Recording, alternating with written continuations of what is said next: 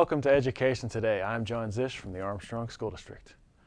You know, dating violence is a major problem in America today, and the Armstrong School District recognizes this and has participated in a powerful one-act play called The Yellow Dress, which we're going to be talking about tonight. With me tonight is Joellen Bowman, the Executive Director of Haven. Thank you for being on the show. You're welcome. Thanks for having me. The Yellow Dress came to Armstrong School District High Schools in late April and early May this spring. Can you tell me a little bit about what it covers? The Yellow Dress is a drama that's actually created by Dina's Fund, and it's based on a real story, a true story of a dating violence episode. And a few years ago, the staff and I at Haven had seen this in another county and wanted to bring it to our students because we really thought it was a very powerful way to educate our young adults about dating violence, the incidents of dating violence, the components of dating violence, and how to intervene with dating violence. It's funded through the FISA Foundation, and Alcoa Foundation has given support for this also, and then Haven provides support for this. And it's actually a community effort.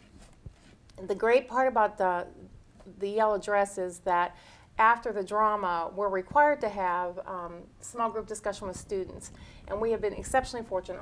Armstrong School District has been wonderful working with us. A lot of the teachers throughout the high schools helped us with the facilitation, but we had a lot of professionals, which is what we want to tell the students, that there are a lot of people that care about them, and that there are people from probation, the district attorney's office, Scott Andresi's office, Judge Gary DeComo did some of the facilitations. We had Children, Youth, and Family Services, the Alakiski Hope Center, the Armstrong County Community Foundation. So we had a lot of staff that pitched in to get this message out to kids. Very good.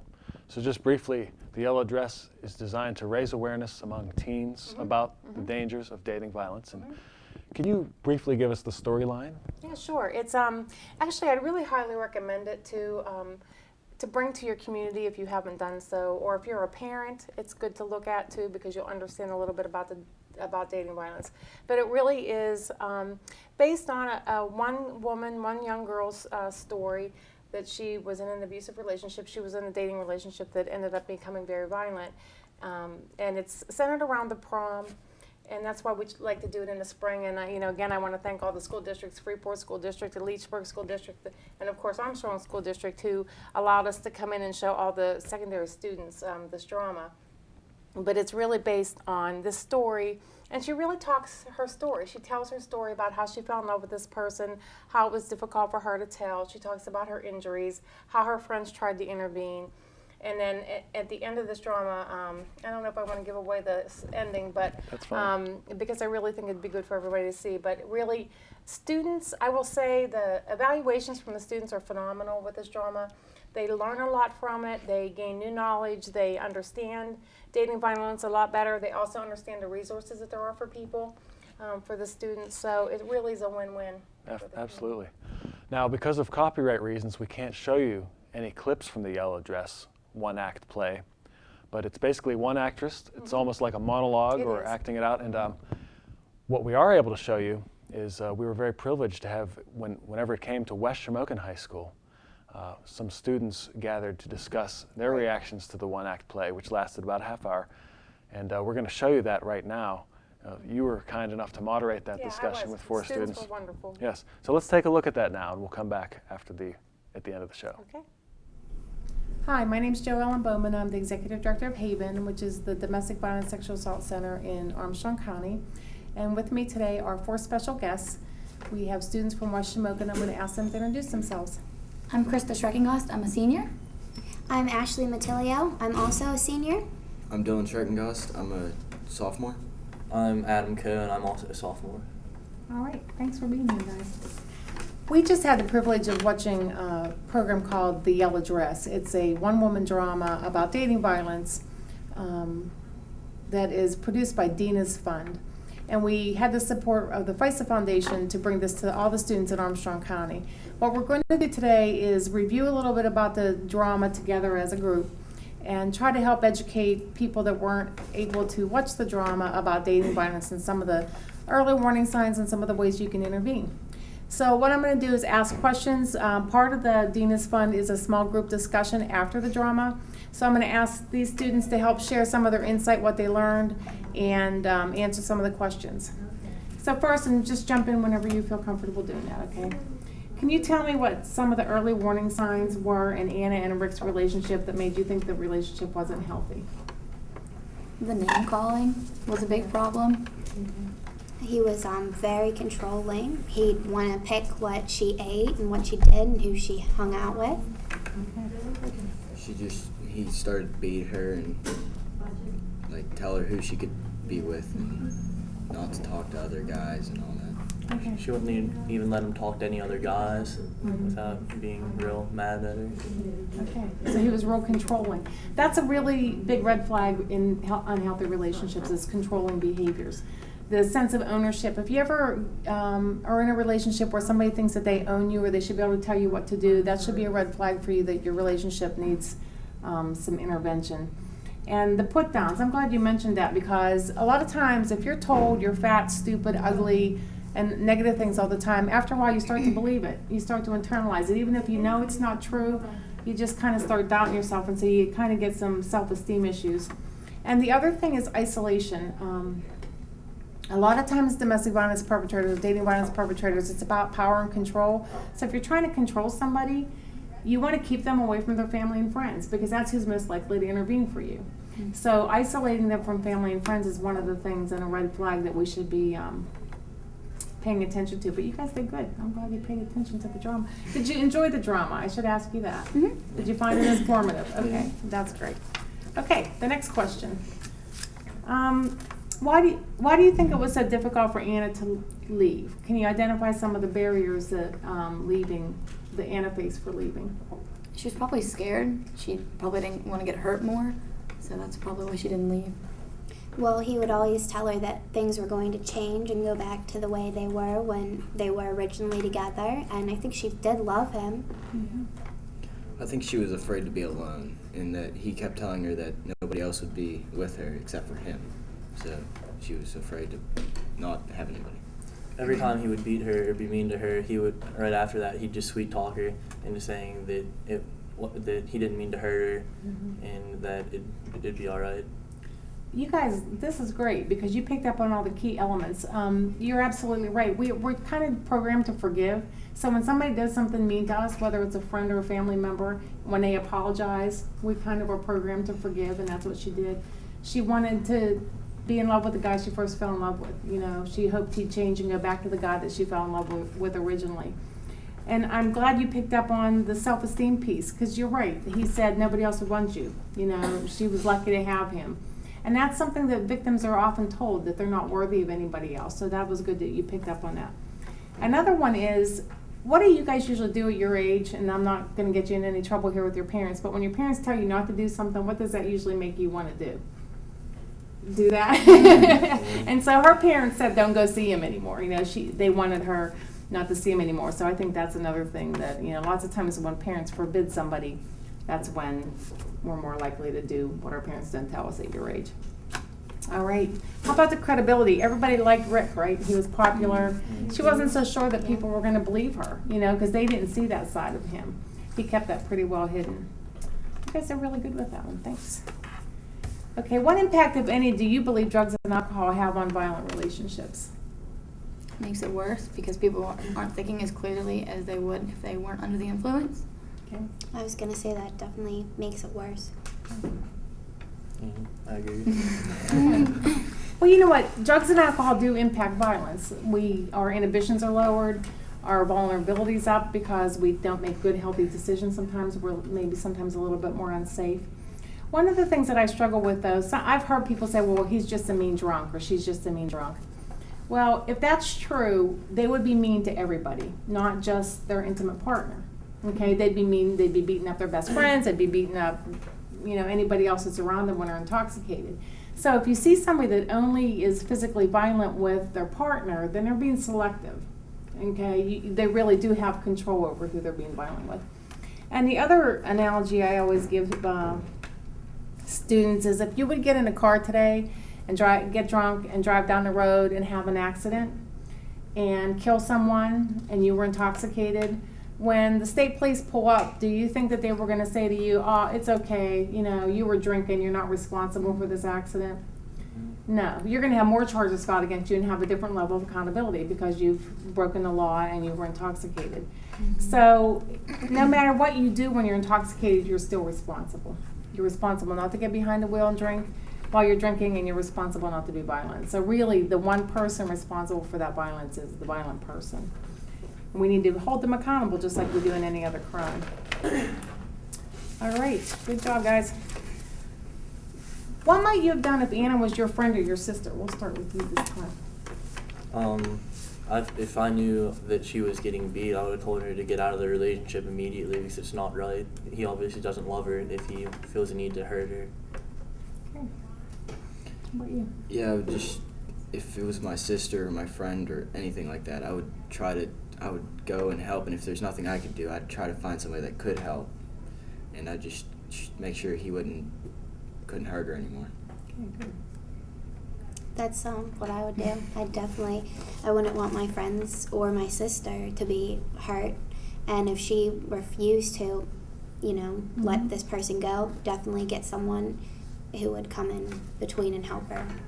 The more, I would tell a whole bunch of people, because the more people that know, the better. If you get like your parents involved and teachers or the police even, anything to get her out of that relationship would be the best thing.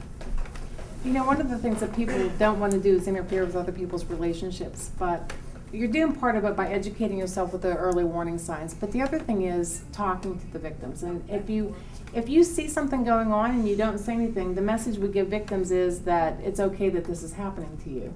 That you're not important, or we don't really care, or we don't know what to do, so we just all be quiet about it. And that's not going to stop it. You're right. The other thing is no resources. Now, you can call. In Pennsylvania, there are domestic violence programs across the state that help. Every county is covered by a domestic violence program. If you get on a website of www.pcadv.org, you can find the agency in your county. If you go on Haven's website, which is www.havinpa.org, we have all the resources there too, including resources for people that are impacted by teen dating violence. So there's a lot of resources out there. There's a lot of people, professionals that will help. So we appreciate that you'd want to intervene and not ignore it. How about if you know someone like Rick, how may you react? I'd let Rick know that it's not all right that he's doing that, that it's not normal in a relationship for you to hit your partner, that he needs to stop it. Yeah, I would definitely step in and tell him that he shouldn't be doing that, and it's that if he does do that, he doesn't deserve her. He shouldn't even be with her if that's all he wants to do. Do you have any comments about if it was Rick? Well, what if Rick was your friend? If Rick was my friend, I would be upset that I didn't know that was going on, that I didn't see that, and I'd tell him that. I'd say that I was upset that I didn't know that he was doing something like that, and that I couldn't believe that he would ever hurt someone that he loved, that he supposedly loved. Same thing, yeah. Well, one of the things that I think is the best tool that we have, especially for violent guys, and I understand that all violence isn't perpetrated, all men aren't violent, and violence isn't only perpetrated by men. We should probably dispel that right away.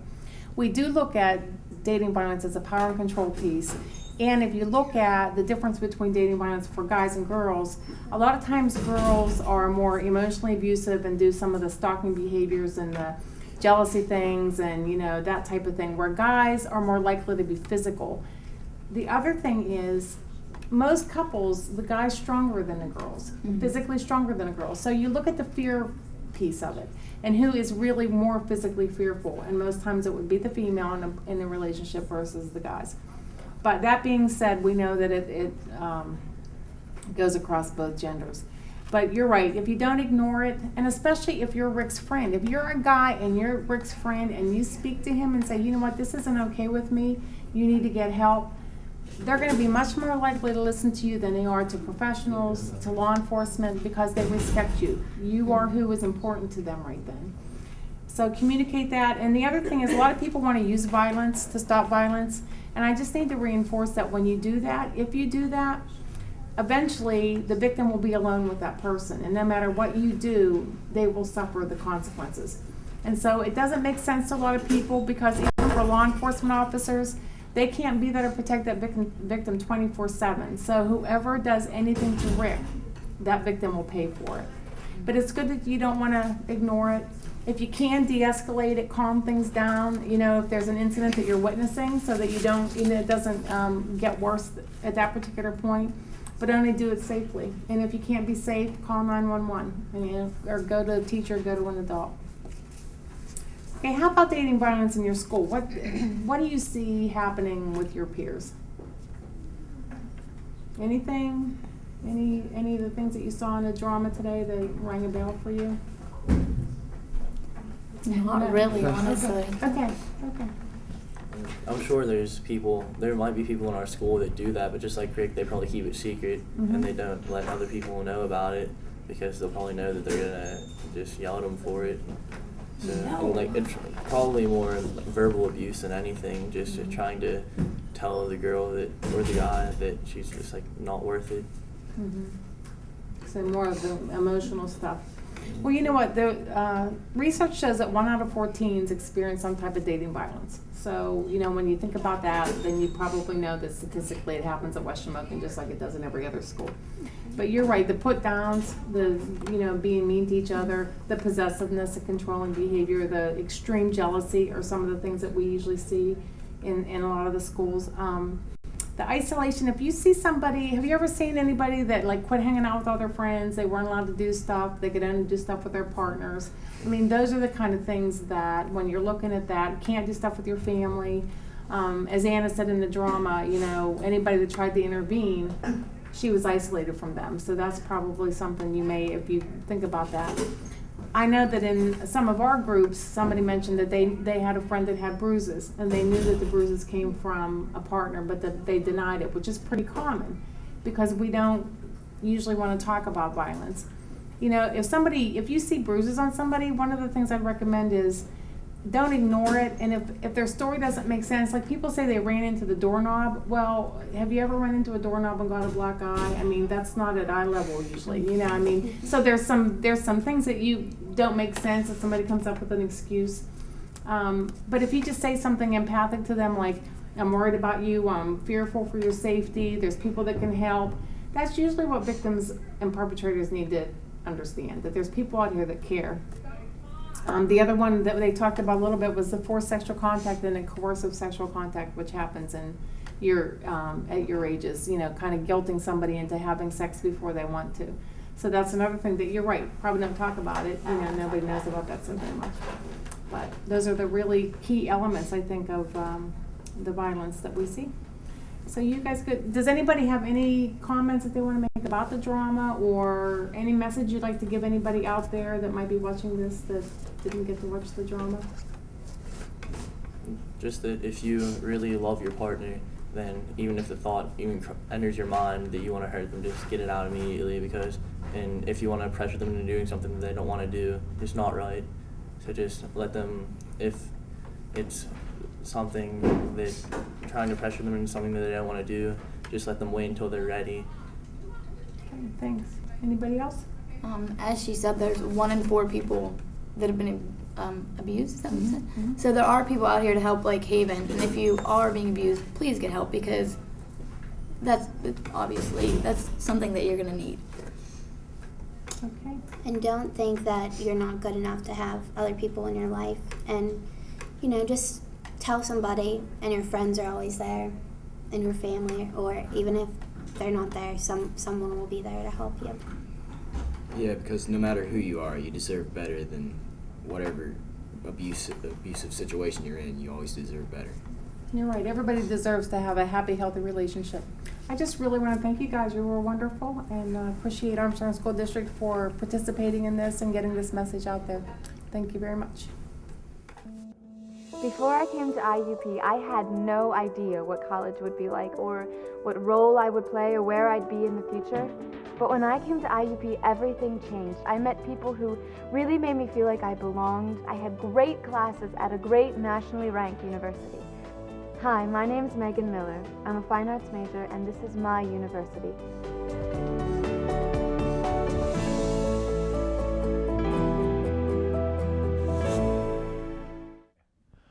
Well, that was amazing, and we certainly appreciate the efforts of the West Shamokin High School TV production students who filmed that, as well as West Shamokin theater students who participated in the roundtable discussion with Joellen Bowman. And Joellen, now that you've had a chance to digest this discussion session, how do you think it went? I want to say at every school it was exceptionally well received, including Lenape Tech School. I neglected to mention them.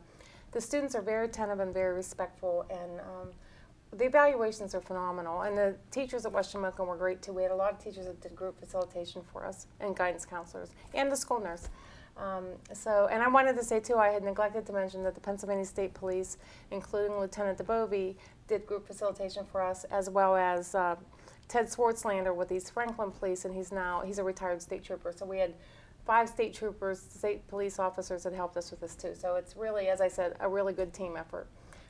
And I think that it's one of the most effective ways to get students and young people, again, to understand the dynamics of dating violence. And our goal is, if they understand the early warning signs, they'll get the help that they need to get out of a violent relationship before it ends up being very dangerous for them. And that's our goal, to prevent. Very good. Well, Joellen, I'd like to thank you for being on the show, and also for all of you at Haven for bringing this important programming to our schools. Well, thanks. We appreciate it. Yeah, Haven is actually Armstrong County's Domestic Violence Sexual Assault Center. There are every county in this viewing area too. The Alice Paul House is in Indiana County. Every county is covered by Domestic Violence Sexual Assault Center. You can link onto our website, which we're going to show you, and you can find resources near you too, or call our hotlines, and we'll be happy to refer you if anybody needs help. Very good. Well, that's our show for today. Thanks again for joining us on Armstrong School District's Education Today. For more information about the district, visit our website. Have a great week.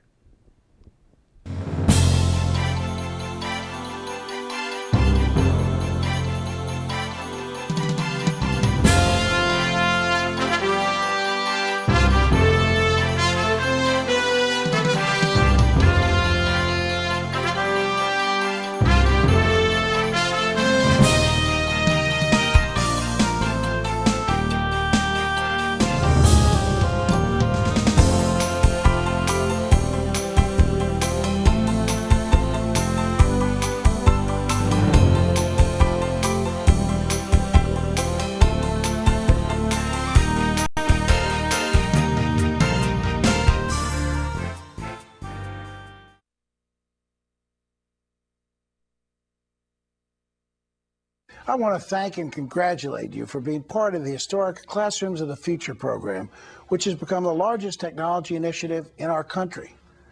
The efforts that we are making are paying off. I'm very pleased that the General Assembly agreed to fully fund this groundbreaking program for 2007 and 2008. We're investing $90 million this year to add 254 more high schools to reach a total of 357. This funding will allow us to purchase 83,000 laptops and train more than 12,000 teachers. And the training component is something that is absolutely essential, and it's what you're all about to go through. I've heard some wonderful stories from classrooms that are part of the CFF program. I've actually visited a few of those classrooms on my own and seen how excited the students get about classroom work. The computers serve as a tool to not only help them, but excite them and focus them about their classroom work. I've heard from many teachers that their students have never been as focused and pay as much attention in class as they do now in the CFF program. A teacher from a district with mainly low-income children says that using the laptops have opened up a new world to her students. An instructor who works with children who have autism has reported that children have become more engaged and communicative than ever before. A social studies teacher who also serves as a CFF coach says students are asking her to show me more. They're anxious to learn. What a great change that is. Helping students become more proficient in the use of technology will help them compete and succeed in the global marketplace. Changing the way our teachers teach and adding new technology to our educational environment will help to solve this problem. Classrooms for the Future falls directly in line with my other high school reform initiatives, which include Project 720, dual enrollment, and college and career counseling. So again, I'd like to thank you for your commitment to giving our students the technological skills they'll need to compete and to succeed. With the help of programs like Classrooms for the Future, we'll get the job done. Your efforts are making a real difference. Thanks very much.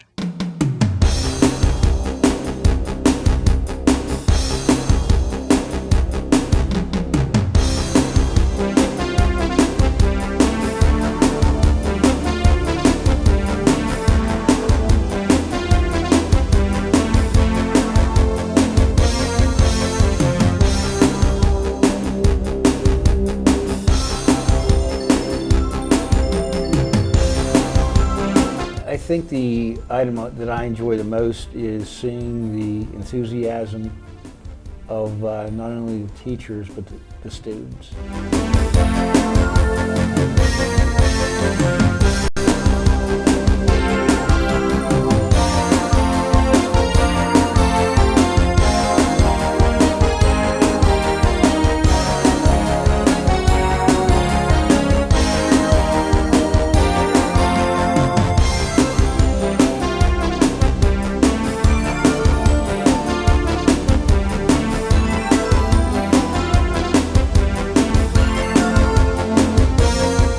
I think it's exciting to walk into the schools and see the teachers and the students already using that technology. I mean, we just delivered that equipment on in mid-March, early March, and you know, you walk down any hall in any high school and somebody is using the electronic whiteboards, have the laptops out, and the equipment is being used, so that it's very encouraging, and I like to see that the students are engaged with the technology and the teachers.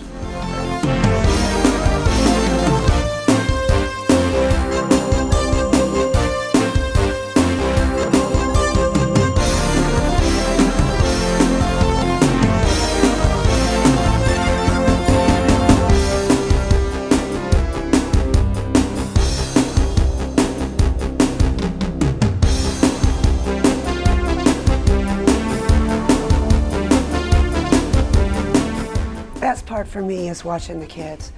It's always the most exciting to see kids engaged in learning. When they have that moment where they say, I get it now. That's the light bulb, and that's the best part about teaching, is watching the kids become excited about learning, become excited about what they're doing in the classroom.